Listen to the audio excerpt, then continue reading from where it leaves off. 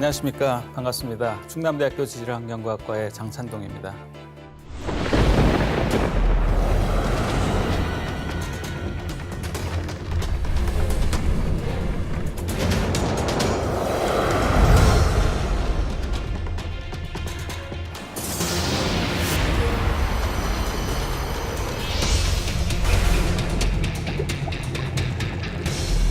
정주 지진은 우리나라에서 기록한 지진 중에 가장 큰 지진입니다. 규모가 5.8이었죠.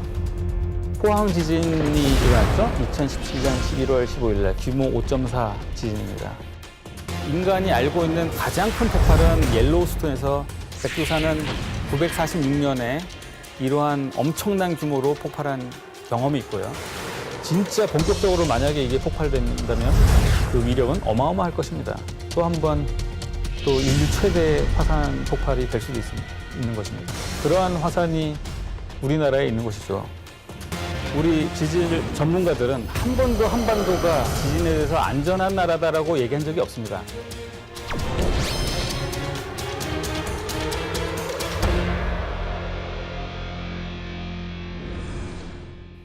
지난번에 이어서 오늘도 화산과 지진에 대해서 얘기해 보도록 하겠습니다. 오늘은 특히 한국하고 주변에 있는 일본과 비교를 하면서 특히 우리나라가 지금 지진과 관련돼서 어떤 상태에 있는지 그런 것에 대해서 좀 심도 있게 논의해 보도록 하겠습니다. 자, 오늘 두 번째 시간 한국과 일본의 지진과 화산인데요. 지난 시간에 제가 말씀드렸듯이 큰 지진들은 판에 충돌하는 경계에서 발생한다고 말씀드렸습니다. 지금 우리나라와 일본이 있는 지도를 보고 있는데 우리나라는 유럽하고 아시아를 아우르는 굉장히 큰 판 위에 놓여 있습니다. 그 판의 동쪽 귀퉁이에 있고요. 일본인 경우에는 무수히 많은 판이 그 근처에 있습니다. 자, 보시면은 동쪽에 태평양판이라고 하는 굉장히 큰 판이 지금 서쪽으로 움직이고 있고 필리핀판이라고 하는 판이 북서쪽으로 또 이동하고 있고 그다음에 여기 보시면은 여기에 저기 북미에서부터 뻗어나오는 북아메리카판이 여기에 일본을 관통하고 있습니다. 그러니까 일본 주변에는 크게 4개의 판이 존재하고 있는 것이죠.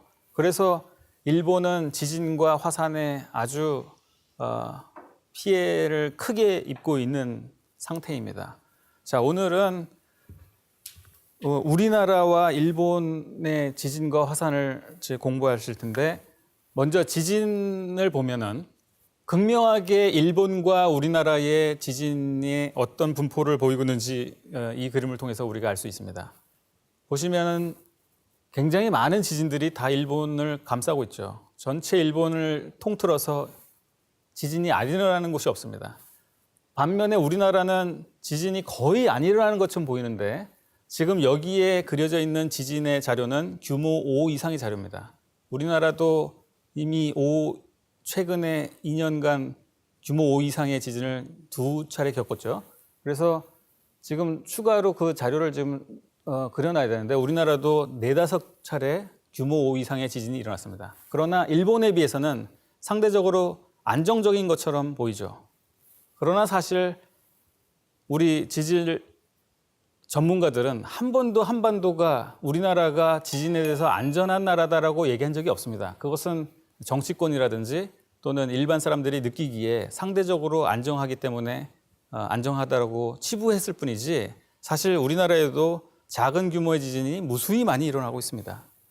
자, 또 활화산의 분포를 보면은 일본에는 도처에 활화산이 분포하고 있습니다. 저 일본 홋카이도 북쪽부터 남쪽까지 곳곳에 활화산이 분포하고 있죠. 지금 여기의 그림에서는 우리나라의 활화산은 그림이 도시가 되어 있지 않지만 우리나라에도 활화산이 하나 있습니다. 백두산입니다. 자, 그것에 대해서 또 화산과 관련돼서 또 말씀 나누어 보겠습니다. 지난 시간에도 말씀드렸듯이 큰 지진들은 판의 경계에서 발생한다고 했지만 판 내부에서도 발생합니다. 그 이유는 지진의 발생의 원인이 단층 때문인데요. 판 내부에도 무수히 많은 작은 규모의 단층들이 있습니다. 우리나라도 예외는 아니죠. 그래서 우리나라 같이 판 내부에 있는 곳에서도 지진이 빈번하게 발생하게 되는 것입니다. 자, 이 자료는 굉장히 흥미로운 자료인데 기상청에서 지난 1978년부터 최근까지 지진 발생한 자료를 우리나라에 도시한 것입니다. 1978년이 무슨 해냐면 우리나라가 계기를 이용해서 처음으로 지진을 기록한 해입니다. 그렇기 때문에 지진 자료가 78년부터 시작됩니다. 78년부터 2015년까지인데 규모를 색깔을 달리 표현해가지고 점점으로 찍어놨습니다. 보면은 붉은색으로 갈수록 규모가 큰 지진인데, 자, 어떻게 느끼십니까? 과거 한 30년간 우리나라에서 지진이 안 일어났습니까? 그렇지 않죠. 우리나라에는 거의 안 일어나는 곳이 거의 희박할 정도로 기껏 30년간의 자료임에도 불구하고 무수히 많이 일어났습니다. 아마도 향후 100년, 500년, 1000년 동안은 또 계속 기록하다 보면 우리나라에 지진이 발생하지 않은 곳이 거의 없을 것입니다. 그 이유는 지진이 발생하는 원인이 단층 때문인데요. 판 내부라도 작은 규모의 단층들이 있기 때문입니다. 자, 오른쪽 지도를 보시면 우리나라에서 그동안 지질학자들이 단층이 어디 있는지를 다 조사해 놓은 곳입니다. 보시면 얇은 검은 선으로 표현된 것이 단층들인데 온 나라가 다 깨져 있죠. 거의 금이 가 있는 것처럼 보입니다. 이런 단층들이 없는 곳이 없습니다. 물론 이것이 다가 아닙니다. 지금까지 연구에 의한 바에 의하면 이것인데 앞으로도 추가적으로 더 발견될 수도 있고 또 지표에서 보이지 않는 지하에 숨어 있는 단층들도 있을 것입니다. 그런 데서도 지진이 일어나거든요. 그래서 지진은 거의 우리나라에서 언제나 어디서나 일어날 수 있다. 단지 그 크기는 판 경계에서 관찰되는 그런 큰 규모의 지진은 아닐 것이다. 이런 것이 우리의 이제 입장입니다. 지금 그려놓은 단층 중에도 지진을 발생시키는 단층이 있고 또는 쉽게 얘기하면 죽은 단층이 있습니다. 지진을 발생시키지 않는 단층이죠. 그래서 어떤 것이 지진을 발생시키는 단층인지 그것을 우리는 활성단층이라고 하는데 그런 활성단층이 어디에 분포하고 얼마나 분포하고 어느 크기로 분포하는지를 우리가 아는 것은 지진을 예보하거나 또는 우리가 위험을 미리 대비하는데 굉장히 중요한 정보를 제공하게 되는 겁니다. 그래서 활성단층, 다시 말하면 지진을 유발시킬 수 있는 그런 단층들이 우리나라에 어디에 있는 것인가, 그것은 계속 연구가 돼야 될 것이고요. 그것을 위해서 정부라든지 또는 학계에서 계속 노력하고 있습니다. 자, 지난번에 경주 지진의 한번 예를 볼까요? 경주 지진은 우리나라에서 기록한 지진 중에 가장 큰 지진입니다. 규모가 5.8이었죠. 그 당시에 5.8이 일어났을 때 그 진원에서의 진앙지, 바로 그 지진이 일어나는 곳에 해당되는 그 지표, 거기에서의 인간이 느끼는 그 체감 지진 강도가 제일 컸겠죠. 그렇기 때문에 우리가 이제 진도라고 표현을 하지 않습니까? 규모 대신에 진도. 인간이 주관적으로 느끼기에 얼마나 강하냐. 그것은 지역마다 다 다르겠죠. 그래서 경주에서 일어났으니까 경주 지역에 있는 사람들이 가장 심하게 진도를 느꼈을 겁니다.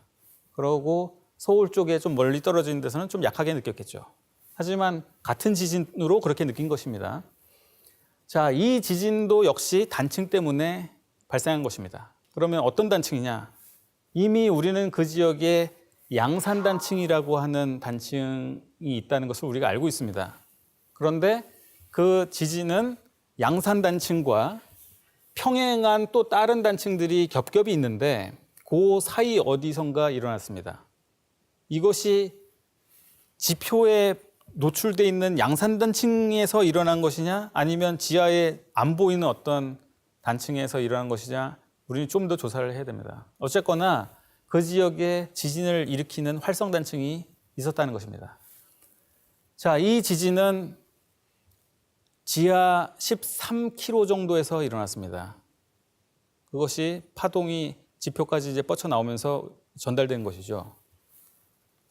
바로 몇 개월 전에 포항 지진이 일어났죠. 2017년 11월 15일 날 규모 5.4 지진입니다.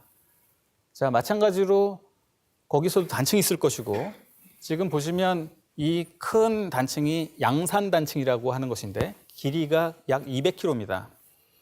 200km에서 당시 경주 지진은 양산 단층이 약간 서쪽에서 일어났고 지금 포항 지진은 양산 단층이 약간 동쪽에서 일어났습니다. 어쨌거나 양산 단층 주변에서 일어났고 이것이 땅 속으로 갈 때 기울어져 가지고 서쪽에서 일어나고 동쪽에서 일어나는 건지 아니면 별도의 단층들이 활성 단층이 숨어 있어서 거기서 일어난 건지 우리는 조사를 해야 됩니다. 우리 알지 못합니다. 전문가들도 그것에 대해서 지금 확신 있는 답을 드릴 수가 없습니다. 그래서 지금 포항 지진 같은 경우에 그 여파가 굉장히 크고 자 여기서 우리가 또 하나 이제 짚고 넘어가야 될 것이 경주 지진은 규모 5.8, 포항 지진은 규모 5.4. 어떤 게 더 큰 지진이죠? 경주 지진이 더 큰 지진입니다. 그럼에도 불구하고 그 피해는 포항 지진이 더 컸습니다. 집도 무너지고 인명 피해도 많이 일어났습니다. 그 이유는 포항 지진은 진원의 깊이가 약 9km 정도 된다고 지금 봅니다. 그것도 지금 조금 더 정밀하게 조사를 해야 됩니다. 아까 경주 지진은 13km, 이거는 9km. 그러니까 조금 더 인간이 사는 지표와 더 가깝게 있는 것이죠. 그래서 규모는 작더라도 그 효과는 더 큰 겁니다. 그래서 진도가 더 크게 된 것이죠. 어쨌거나 우리나라에서는 지금 그 최근에 규모 5 이상의 지진이 영국포 2번 일어났습니다. 자, 그래서 어떤 지역에 얼마만큼 지진 위험이 있을까? 그것을 이제 예보하고 예측하는 것은 굉장히 우리 인간한테 중요한 것이죠. 그래서 선진국에서는 그런 지진 재해도 이런 것을 만드는 것이 굉장히 중요한 급선무입니다. 특히 지진이 많이 일어나는 곳, 미국 서부 또는 일본 이런 데서는요. 그래서 보면 일본의 지진 재해도는 지진이 많이 일어나는 그 통계를 이용해서 어느 지역에 이렇게 지진이 많이 일어났으니까 이 지역은 얼마만큼 위험하다. 이러한 지진 재해도를 만들어 놨습니다. 자, 보시면 지난번 그 강의에서도 말씀드렸듯이 미국 서부는 산안드레스 단층이라고 하는 판경계 단층이 있습니다. 그래서 거기에는 굉장히 지진이 빈번하게 일어나는데 그 외에 미국 내륙에는 거의 지진으로부터 안정한 곳이 이 회색으로 되어 있는 곳 이런 것은 굉장히 안정한 것입니다. 중간중간에 어떤 띠 형태로 지진이 또 빈번하게 일어나는 곳이 있는데 이것은 무엇일까요? 여기에 활성단층이 있는 것이죠. 이런 방향으로. 자, 여기에 파란색으로 되어 있는 데는 지진이 상대적으로 적게 일어나는 곳입니다. 물론 이 회색보다는 조금 많이 일어나지만 자, 이런 데서 버지니아 뭐 이런 데서는 굉장히 지진이 적게 일어날 곳인데 거기서 지진이 한번 일어났습니다. 자, 버지니아 지진은 2011년도에 일어났는데 규모가 경주 지진과 똑같습니다. 우연의 일치로 5.8. 자, 그 당시에 그 피해는 경주 지진보다 조금 더 컸습니다. 집도 무너지고 물건도 떨어지고 사람들 다 나와서 놀라서 대피하고 지진이 갑자기 안 일어나는 곳에서 일어나니까 여러 가지 그 인터넷에 SNS를 통해서 괴담도 돌고 뭐 예를 들어서 의자가 넘어졌어, 뭐 먹던 컵이 넘어졌어, 또는 괴담 같은 것이 이제 뭐 트위터라든지 그 우리가 알고 있는 그 SNS를 통해서 많이 회자가 됐었습니다. 놀라운 것이죠. 지진이 안 일어나는 곳에서 5.8 지진이 일어났으니까요. 아마 이것이 우리 경주 지진이 일어났을 때 유사한 그런 패턴인 것 같습니다. 인간은 지진에 대해서 이제 무서워하는 것이죠. 그것이 무엇인지 잘 모르는데 피할 곳도 없고 전 세상이 다 흔들리니까. 자, 그래서 지진에 대해서 좀 더 이제 알고 이해하고 익숙해지고 하는 그런 작업들이 이제 필요하게 되는 것입니다. 이게 이제 진짜 큰 지진이라는 곳에 가면 이건 장난이 아닌 것입니다. 일본인 경우에 바로 우리나라 인접해 있는 국가지만 일본은 엄청나게 큰 지진들이 계속 일어나고 있습니다. 그래서 1995년 고베 지진이라든지 니가타 지진 64년도에 그다음에 2011년도에 그 유명한 지구의 자전축을 기울였다는 그 정도의 위력의 도호쿠 대지진. 뭐 이런 지진들 계속 일어나고 있고 여기서 보면 그 결과는 아주 처참하게 이루 말할 수가 없습니다. 이런 곳에서는 정말 지진이 삶의 하나의 그 일환으로서 같이 살아가야 되는 그러한 심정으로 살아가야 될 겁니다. 그래서 일본 국민들은 이런 지진 피해에 대해서 굉장히 심각하게 받아들이고 있습니다. 아까 버지니아에서 일어났을 때 그 사람들은 어땠을까요? 좀 무섭긴 했지만 결국은 또 지금은 아무 일 없이 또 살고 있을 겁니다. 그런데 일본은 계속 이런 것들이 일어나니까 계속 심각하게 이런 것들을 받아들이고 국가적으로 일본 지진 대비책이라든지 이런 것에 대해서 많은 훈련과 대비를 하고 있습니다. 자, 여기서 보시면 지진에 의해서 가장 큰 문제가 뭐냐면 지진 자체가 아니라 지진으로 인한 여러 가지 붕괴, 건물의 무너짐 또는 화재 이런 것에 의해서 인명피해를 있습니다. 다시 얘기하면 지진이 일어났을 때 주변에 건물도 없고 화재가 일어날 그 요소도 없고 그냥 평평한 평원으로 도망치면은 지진이 아무리 일어나도 흔들리기만 하지 피해는 없을 것입니다. 자, 그런 것이 굉장히 중요한 교훈이고요. 또한 어떤 집은 무너졌고 어떤 집은 살아남고 바로 옆에 있는데 무슨 차이일까요? 물론 이 그림에서 그것을 적나라하게 보여주는 건 아니지만 무너진 집은 뭔가 설계가 잘못되어 있던 것이죠. 내진 설계가 잘못되어 있는 것입니다. 자, 지진이 일어났을 때 어떤 곳은 살아남고 어떤 곳은 무너지고 하는 것은 인간이 조절할 수 있는 것이죠. 내진 설계, 기초를 튼튼하게 하고 뭐 이런 것들은 인간이 조절할 수 있는 것입니다. 그래서 지진 자체는 우리가 회피할 수는 없지만 지진이 일어났을 때 그것을 어떻게 대비할 것인지 어떻게 준비할 것인지는 인간이 충분히 컨트롤할 수 있는 그런 것입니다. 자, 이제 화산 얘기를 또 이제 해보면 일본은 아까도 말씀드렸듯이 일본 전역에 걸려서 곳곳에 활화산이 있습니다. 지금도 분출되고 있고 과거도 분출되고 앞으로도 분출될 그런 화산들이 있죠. 그 이유는 거기가 판경계이고 그 밑에는 뜨거운 마그마가 있어서 그렇습니다. 운젠 화산은 1990년도에 분출했고요. 지금도 뜨겁게 뜨거운 연기 같은 것이 계속 나오고 있습니다. 아소산 같은 경우도 되게 유명하고 관광 지역인데 지금도 대규모의 분화는 아니지만 작게 부글부글 끓고 있는 정도로 진행 중입니다. 후지산은 1700년대에 분출한 경험이 있고요. 그래서 모든 그 화산이 일본에 있습니다. 자, 아이러니한 것은 일본에 화산이 많으니까 일본은 참 괴롭다고 우리는 생각하지만 아이러니하게 화산이 없었으면 일본이라는 나라는 없습니다. 일본은 화산으로 인해서 생겨난 나라입니다. 화산으로 인해서 육지가 생기고 거기서 바다 위로 땅이 나오고 그래서 생겨난 나라입니다. 그러니까 화산이 싫지만 화산이 없었으면 일본이라는 나라도 없었을 겁니다. 그래서 그 화산을 그냥 운명적으로 받아들이고 살아가야 되는 어떤 그런 나라이겠죠. 우리나라에도 말씀드렸듯이 활화산이 하나 있습니다. 백두산입니다. 자, 백두산은 활화산이고 지금까지 우리가 기록에 의하면 5번 분화했습니다. 958년, 969년, 그리고 1668년, 1702년, 가장 최근에 1903년도에 폭발을 했습니다. 그런데 폭발의 위력이 다 달랐습니다. 가장 최근에 분화된 1903년도 폭발은 비교적 약해서 그렇게 피해가 크지 않았습니다. 하지만 그 당시 분출한 마그마는 지금 현재 그 천지연 그 주변에 쌓여 있습니다. 그걸 통해서 1903년도에 폭발했다는 걸 우리는 알 수가 있죠. 969년도에 폭발했을 때 그것이 바로 우리가 화산 폭발 지수 7, 가장 큰 게 8이었죠. 그러니까 굉장히 크게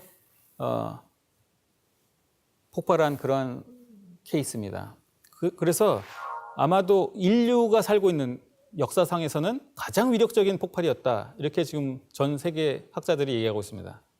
가장 큰 기록에 의하면 가장 큰 폭발은 지난번에도 말씀드렸듯이 미국의 옐로우스톤인데 그거는 약 기원전 63만 년 전입니다. 그러니까 그때는 인간이 뭐 없었겠죠. 그런데 이거 969년은 인간이 살 때입니다. 역사 시기예요. 그러니까 인간이 사는 동안에 가장 폭발적인 것이 그 화산이 바로 우리나라 북쪽에 있습니다. 백두산이죠. 자, 백두산 천지연못 이것은 제가 그 백두산 몇 년 전에 올라가서 찍은 것인데 자, 지금 보면은 그 백두산 천지연못 둘러싸고 있는 이 돌이 보이죠. 이들 일부는 그 당시 마그마가 분출해서 쌓여 있는 그 돌입니다. 색깔이 검은가요? 밝은가요? 밝습니다. 밝다는 것은 암석 성분을 많이 함유하고 있는 마그마라는 거죠. 금속 성분을 많이 함유하고 있는 마그마가 아니라 암석 성분을 많이 함유하고 있는 마그마다. 그러니까 저런 경우에는 마그마가 찐득찐득합니다. 그리고 굉장히 폭발할 때, 그 분화할 때 굉장히 폭발적이죠. 위력이 굉장히 셉니다. 그래서 백두산은 위험한 것입니다. 특히 천지가 거기에 있는데 천지라고 하는 이 연못은 어떻게 생긴 거냐면 과거에 마그마가 대규모 분출하면서 밑에 있던 마그마가 뿜어져 나오니까 거기에 빈 공간이 생겨서 거의 무너져 내린 겁니다. 그래서 거기에 물이 채워져서 못이 된 거거든요. 그것을 칼데라형 구조라고 하는데 만약에 이후에 백두산의 화산이 폭발하면 저 물도 굉장히 치명적인 그 역할을 하게 됩니다. 그러니까 뜨거운 마그마와 찬 물이 만나서 그것이 엄청난 파괴력을 이제 갖고 오게 되는 것이죠. 그래서 969년에 분출했을 때 우리가 생각하기에 여러 가지 수치 모델이라든지 분석을 통해서 당시에 폭발할 때 그 폭발 기둥이 거의 성층권에 다다르는 25km 정도 올라간 그런 정도의 위력이었다고 합니다. 그리고 그 당시에 분출되어서 날아갔던 편서풍을 타고 날아갔던 그 화산재들은 일본 홋카이도에 쌓여 있습니다. 그걸 통해서 언제 얼마만큼 위력적인 그 폭발이었는지 우리가 지질학자들이 이제 평가하는 것이고요. 자, 이게 그 당시에 그 1903년도에 분화했을 때 마그마 분출해서 그것이 고화돼 가지고 암석이 된 겁니다. 노란색이죠. 제주도에서 마그마가 굳어서 된 것을 현무암이라고 하는데 그것은 고철질입니다. 금속 성분을 많이 포함하고 있는 겁니다. 노란색은 암석 성분을 많이 포함하고 있는 겁니다. 그것은 다시 말하면 굉장히 마그마가 찐득찐득하고 굉장히 폭발력 있게 분출한 거다. 이렇게 분출하는 성격이 있다. 이렇게 우리가 판단할 수 있는 것이고요. 다행히 1903년도에는 많은 양의 마그마가 분화되지 않았기 때문에 그 피해는 거의 없었습니다. 그런데 진짜 본격적으로 만약에 이게 폭발된다면 그 위력은 어마어마할 것입니다. 또 한 번 또 인류 최대 화산 폭발이 될 수도 있는 것입니다. 그러한 화산이 우리나라에 있는 것이죠.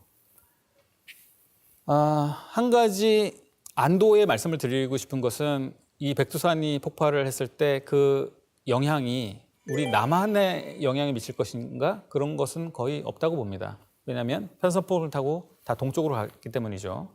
그리고 화산 폭발하면서 흘러나오는 용암이라든지 이런 것은 거의 다 그 주변부, 뭐 반경 10km 내외 거기에는 이제 인구가 굉장히 희박한 지역이거든요. 그러니까 그 피해는 그렇게 심하지는 않을 것이다.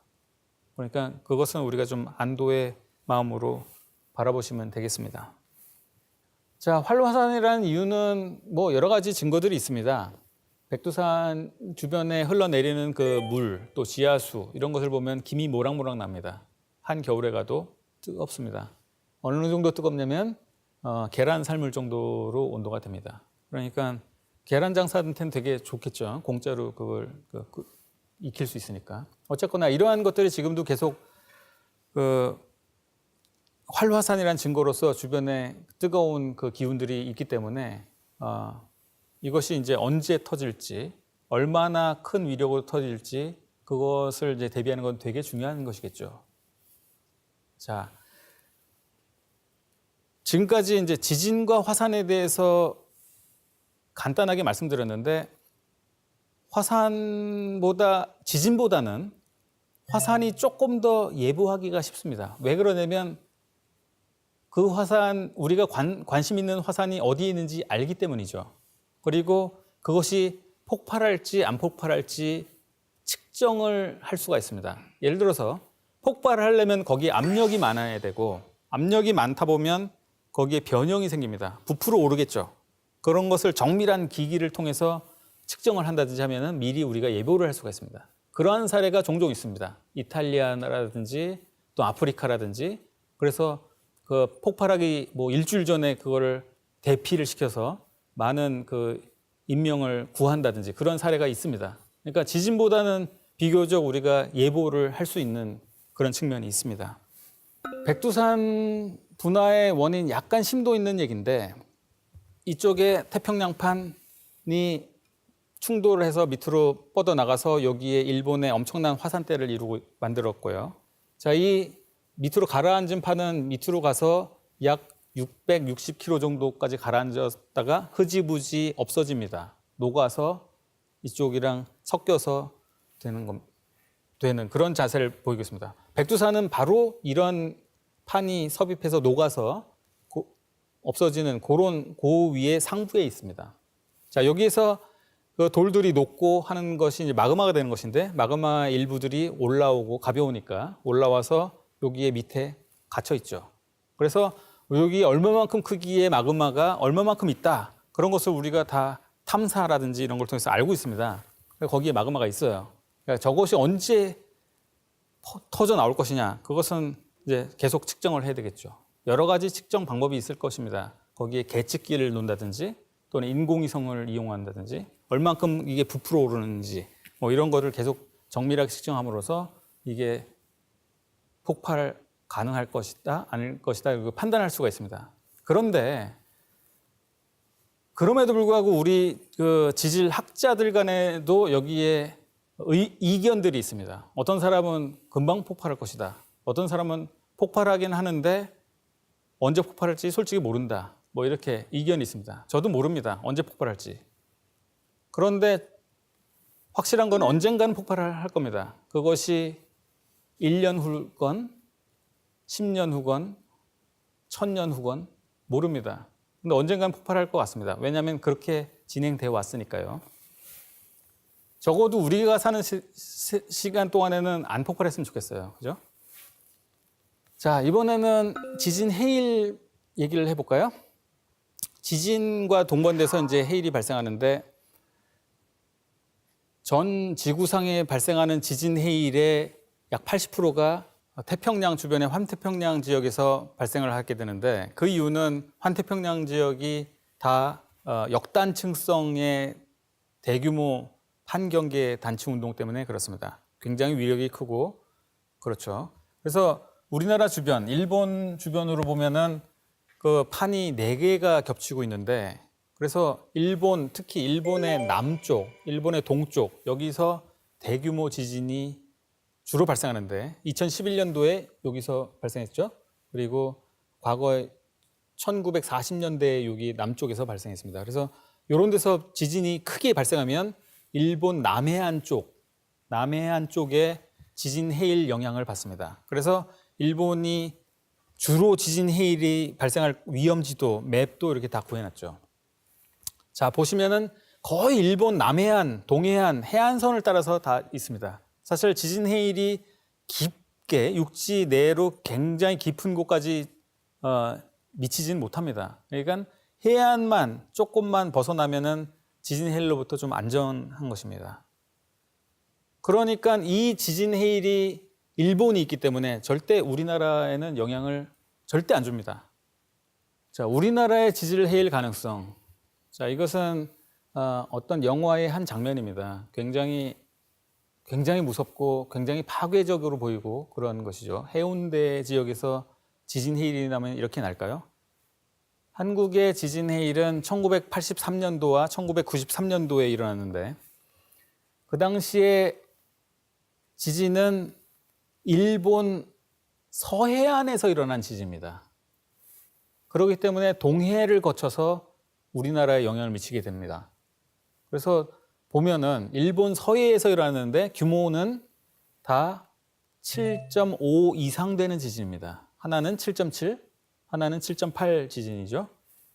그래서 쓰나미는 지진 해일이라고 하는 것은 적어도 규모 7.5 이상의 지진이 일어나야만 발생 위험한 그런 상태를 보여주게 됩니다. 그러니까 규모 7.5 이하는 지진 해일이 일어나더라도 별로 인간한테 영향이 없는 그런 것이죠. 자, 그래서 두 예를 보면은 1983년과 1993년도에 우리나라에 그 지진 해일이 도달했을 때 지진이 발생한 이후에 2-3시간 후면 이제 도달합니다. 자, 2-3시간 후 동안에 우리는 무엇을 할 수 있을까요? 지진 일어난 다음에 2-3시간 동안에 우리는 충분히 대비할 수 있는 시간이죠. 그러니까 이거는 우리가 지진 해일이 일어나면 거기에 경보가 발생되는데 그러면 이제 우리가 준비를 해서 대피를 한다든지 할 수 있는 대책을 세우면 되는 것이죠. 자, 이번에는 지진의 대응 방법에 대해서 우리가 어떤 마음 자세로 어떻게 대비할 수 있을까 이런 것을 이제 말씀드리겠습니다. 지진이 발생하면 그와 동반되어 가지고 지진이 발생했다는 것은 땅속에서 단층이 움직였다는 것이죠. 그래서 그 영향이 파동으로 전파돼 가지고 지표에서 우리가 땅의 흔들림으로 느끼게 되는 것입니다. 자, 파가 전달될 때 여러분들이 고등학교 때 배운 거를 상기를 시키시면 여러 가지 종류의 파가 있습니다. P파, S파 뭐 이런 것이 있죠. 그 외에도 표면파라고 하는 것이 있습니다. 가장 빨리 도달하는 파는 P파입니다. 그 다음에 S파, 그 다음에 가장 늦게 도달하는 게 표면파인데 P파는 그래프에서 보시면 알겠지만 진폭이 가장 작고 S파는 진폭이 약간 크고 떨림이 조금 더 큽니다. 가장 큰 것은 표면파입니다. 표면파가 도달했을 때 건물이 무너진다든지 하는 일들이 다 일어나는 겁니다. 자, 그래서 P파에서는 거의 영향이 없습니다. 피해를 주지 않습니다. P파는 진폭이 작기 때문에. 그래서 P파를 감지하는 순간 우리가 조만간에 더 큰 떨림이 올 것이다. 그래서 우리가 대비를 할 수 있다면 얼마나 좋겠습니까마는 우리나라에서 이런 지진이 일어났을 때 P파와 표면파, P파와 S파, 표면파가 도달하는 그 시간은 불과 10초 내외로 다 끝납니다. 도저히 지진이 일어났을 때 이것이 P파니까 도망가야지 할 수 있는 그런 게 없죠. 그런 여유가 없습니다. 그러니까 중요한 것은 파동을 느꼈을 때는 도망갈 수 있는 시간이 없으니까 자기를 보호해야 되겠죠. 그래서 이번 경주 지진하고 포항 지진을 겪으면서 우리나라 정부에서도 그런 국민들이 어떤 식으로 행동을 해야 되는지 그런 것에 대해서 자세하게 가이드북을 만들어 놨습니다. 그 인터넷을 통해서 알 수도 있고요. 여러 가지 사례에 대해서 했는데 그 중에 몇 가지만 말씀드리면 일단 지진이 나면은 몸과 머리를 이제 보호해야 되겠죠. 그래서 뭐가 떨어지는 거에 대해서 타격을 안 받도록 책상 밑으로 숨는다든지 뭐 여러 가지 그 경우에 따라서 여러 가지 거를 잘 요약을 해놨더라고요. 그리고 일단 그렇게 10초 뭐 내로 그 P파, S파, 표면파가 다 지나간 다음에는 그 다음엔 피해야죠. 왜 그러냐면 여진이 올 때를 대비해서 다음 여진이 또 올지도 모르니까 그리고 첫 번째 지진 파괴에서 건물들이 약화될 수도 있으니까 그런 걸 위해서 일단 한번 지진이 지나가면 그 다음에 재빨리 밖으로 나가야 됩니다. 밖에 어디 건물 없고 화재 위험 없고 이런 곳으로 나갈 때 뭐 화재 그 가스를 잠근다든지 뭐 이런 뭐 기본 원칙들을 자세히 했으니까요. 관심 있는 분들은 예, 그 인터넷에 접속해가지고 살펴보시면 되겠습니다. 자, 지진과 화산은 우리가 피할 수 없는 자연재해입니다. 하지만 극복을 해야 되겠죠. 어떻게 해서라든지. 가장 좋은 방법은 익숙해지는 것입니다. 다행인 것은 한국은 일본처럼 그렇게 대규모 지진이 일어나지 않습니다. 지금 우리나라에서 일어난 과거의 통계를 보면 가장 크게 일어날 수 있는 지진의 규모는 6점 몇 정도 되는 그런 규모입니다. 그 정도를 견딜 수 있도록 건물을 내진을 설계한다든지 또는 그런 흔들림에 우리가 조금 연습을 해서 훈련돼서 익숙해진다든지 뭐 이런 식으로 극복할 수 있을 것입니다. 또한 우리 학계에서는 지진을 발생시키는 그 활성단층의 분포가 어디인가, 어디가 활성단층이고 어떤 것이 지진을 발생시킬 수 있는 그런 단층이 있는지 계속 찾아야 될 것이겠죠. 지금도 지금 우리가 하고 있는 것인데 표토층으로 감춰져 있는 단층을 찾기 위해서 트렌치라고 하는 작업을 하는 겁니다. 땅을 파서 그 밑에 숨겨져 있는 단층을 찾아내는 것이죠. 그래서 여러 가지 그 지표에서는 안 보이는 표토층으로 가려져서 지표에서는 안 보이는 이런 단층들을 찾아내서 여러 가지 이 단층이 언제 움직였고 언제 활동했고 지금도 활동할 것인가 이런 것을 우리가 판단하는 작업을 지금 경주 지진 이후에 본격적으로 지금 하고 있습니다. 그 작업은 상당한 기간이 걸리고요. 상당한 연구비가 또 들게 될 것입니다. 하지만 우리가 해야 할 어떤 사업들이죠. 국민의 안전을 위해서요. 자, 국외는 어떻게 되냐? 우리보다 조금 더 발전된 선진국에서는 어떤 연구들을 하고 있는지 제가 참여한 그 연구를 기반으로 해서 좀 설명해 드리겠습니다. 자, 미국의 서해안, 지금 이것은 미국의 캘리포니아의 그 지도고요. 캘리포니아 서해안의 이게 산안드레스 단층입니다.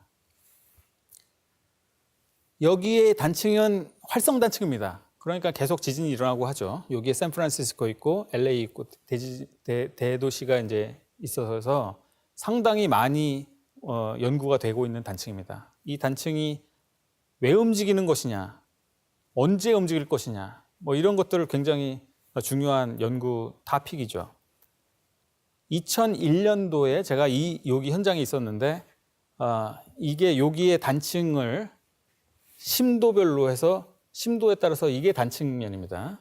단층 거의 수직적으로 보이는 단층대입니다. 이 단층대.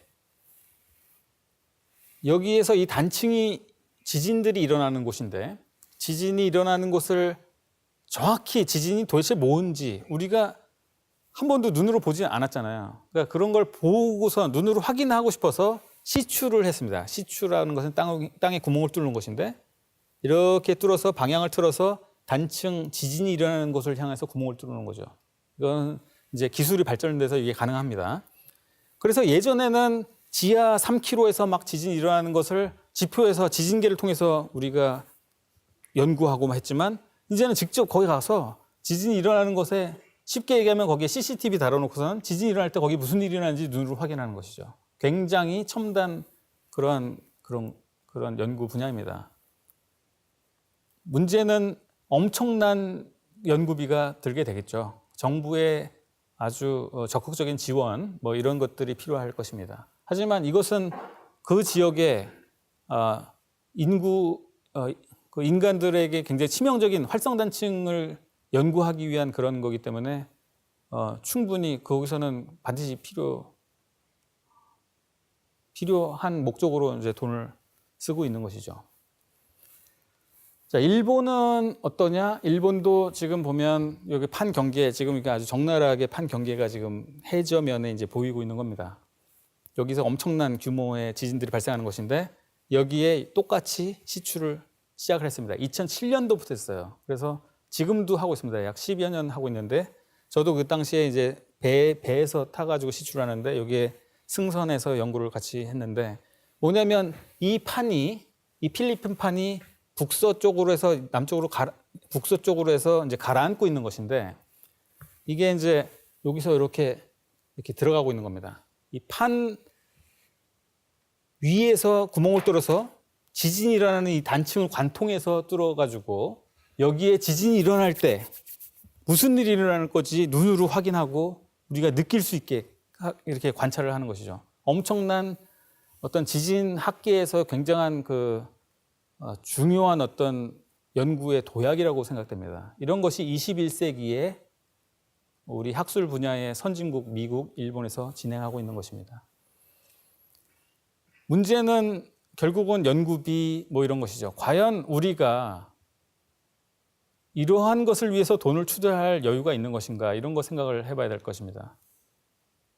사실은 우리는 그동안 앞만 보고 달려온 성장의 시대를 걸었지 않습니까? 그래서 전 세계에 전혀 볼 수 없었던 그런 급성장하는 그 대표적인 모델 국가가 되었습니다. 그러나 그 한편으로는 우리가 꼭 해야 될 어떤 우리 국민들의 안전, 지진 이런 것에는 과연 우리가 충분히 투자할 여유가 있었나? 여태까지는 없었죠. 그러나 당장의 포항 지진, 경주 지진을 통해서 이것이 필요하구나라는 것을 이제 국민들과 정부가 느끼기 시작했습니다. 그래서 이제 이러한 지진 연구들이 본격적으로 진행됐는데 하나 걱정은 또 1, 2년 지난 다음에 또 잠잠했을 때 과연 우리가 지속적으로 저거를 할 것인가? 우리의 국민들의 어떤 컨센서스가 남아있을 것인가? 그런 것도 되게 중요한 것이죠. 과연 저것을 하는 게 더 나을까? 아니면 경제 발전을 위해서 다른 데 투자하는 게 더 나을까? 이런 것의 어떤 패러다임, 굉장히 우리가 생각해 봐야 될 문제라고 생각됩니다.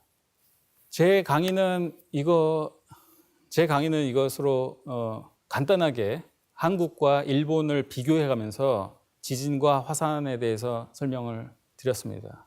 혹시 궁금한 사항이나 질문이 있으면 질문해 주십시오. 네, 교수님 강의 잘 들었습니다. 최근 경주와 포항의 지진으로 우리나라가 더 이상 지진의 안전지대가 아니다라는 것을 알 수 있었습니다.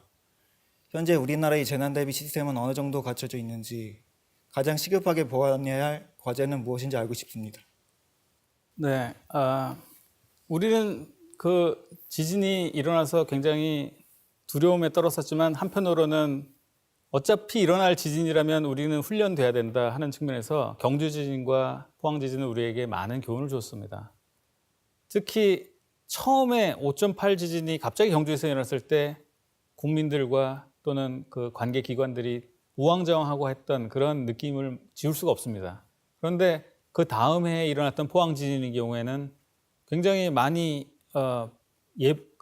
경보도 빨라졌고 그런 것을 느꼈을 겁니다. 사실 기술적으로 지진이 발생했을 때 경보 시스템이 작동하고 하는 것은 우리나라도 거의 금방 이제 일본이나 미국 이런 경우에 따라잡을 정도로 금방 따라잡을 것입니다. 문제는 그런 데 있는 것이 아니라 아까도 말씀드렸듯이 지진은 어차피 계속 일어날 것인데 우리 국민들이 그것에 익숙해져야 되는 어떤 과정이 필요한 것이죠. 조금 더 그것이 어차피 일어날 것인데 그것을 익숙하게 돼야 된다는 또는 그런 것이 되게 중요할 것이고 두 번째는 우리 학계에서도 지진 관련된 연구를 좀 더 많이 해서 과연 지진이 언제 어디서 그런 건 정확히 모르겠지만 어디에 그런 지진을 일으킬 만한 가능성이 있는 활성단층들이 존재하는가 그런 것에 대해서 연구할 수 있어야 되겠고요. 그리고 또 그런 것을 연구하는 것이 결국은 다 국민의 세금에서 나오는 거지 않습니까? 그러니까 그런 것을 국민의 세금으로 우리가 연구를 하고 하는 것에 대해서 국민들이 수용하고 하는 그런 마인드가 필요하겠죠.